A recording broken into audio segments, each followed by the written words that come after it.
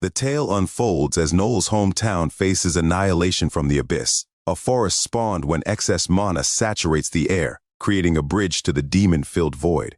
As the abyss deepens, reaching a perilous depth of 12, it threatens to unleash a formidable foe known as a lord.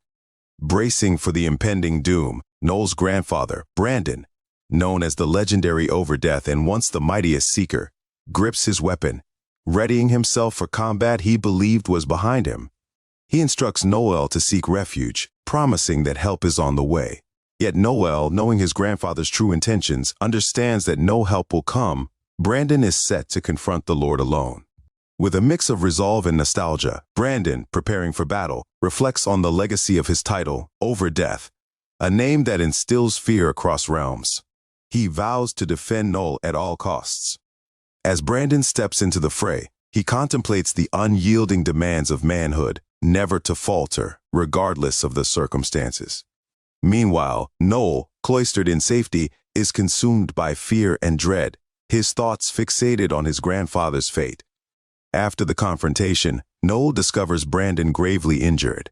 Brandon, resigned to his fate, imparts the harsh realities of a seeker's life, marked by constant proximity to death. Despite his wounds, he challenges Noel's resolve to follow in his footsteps. With firm determination, Noel commits to the life of a seeker, aspiring to surpass even Brandon in strength. With pride and love, Brandon passes, leaving Noel in profound grief.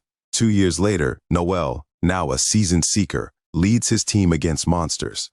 Despite belonging to the supposedly weakest support class, Talkers, Noel commands respect through his strategic acumen and crucial role in enhancing the team's capabilities. His guidance proves vital as they face a vampire queen capable of spawning formidable progeny. As the battle intensifies, Noel's leadership is crucial. When a sudden attack disrupts their strategy, Noel's quick thinking and directives bolster his team, showcasing the true strength and importance of a talker. As Noel gears up to demonstrate the fighting prowess of his class, he ignites his team with renewed vigor and tactical guidance, determined to prove that no role is too small in the face of adversity. Amid the chaos, Tanya's panic begins to surge, but Noel, ever the steadfast supporter, employs his pure support skill to calm her turbulent thoughts.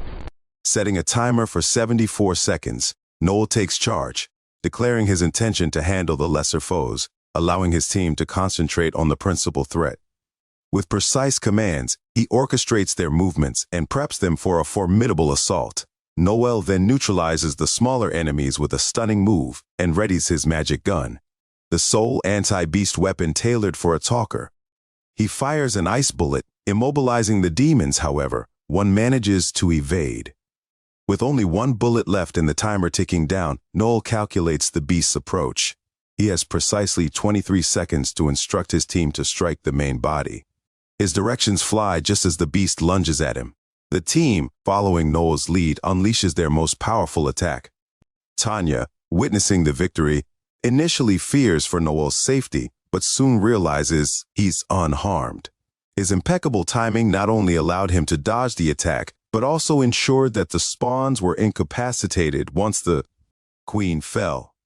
The battle concludes just as Noel predicted, right at the 74-second mark, leaving his teammates both impressed and teasingly critical of his audacious tactics. Reflecting on his childhood, Noel recalls feeling dismayed about being a talker, yearning instead to be a warrior like his grandfather Brandon.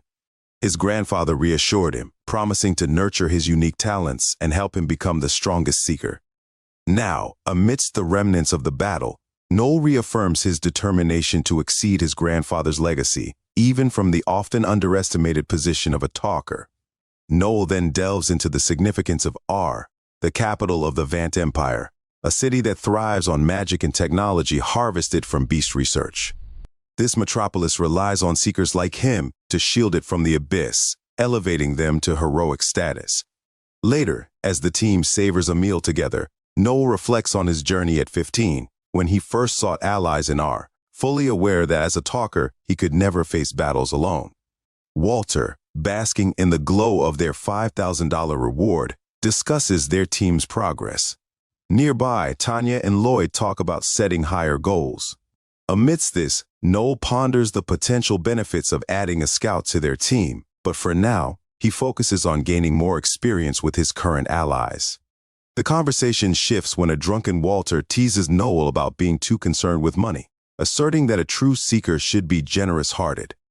Walter's jibes evoke a poignant memory for Noel.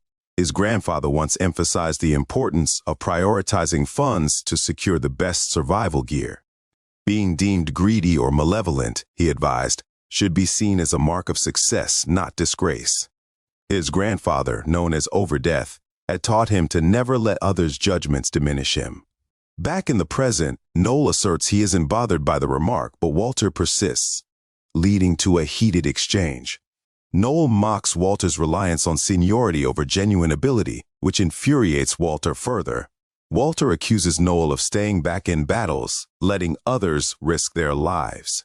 As their argument escalates, Walter threatens Noel, who stands his ground, accepting the challenge. Lloyd intervenes, reminding them of their camaraderie and suggesting they split the reward to diffuse the tension. After settling their dispute, the team realizes they are left with only $2,500 each after clan dues. Tanya expresses disappointment over the modest payout, but Lloyd points out the rarity of such lucrative missions. Noel notes the additional challenges they face as independents, not aligned with any official clan, which limits their missions and potential earnings. Lloyd updates the group on their total savings, which now exceed $100,000. Without hesitation, Noel proposes they use these funds to start their own clan.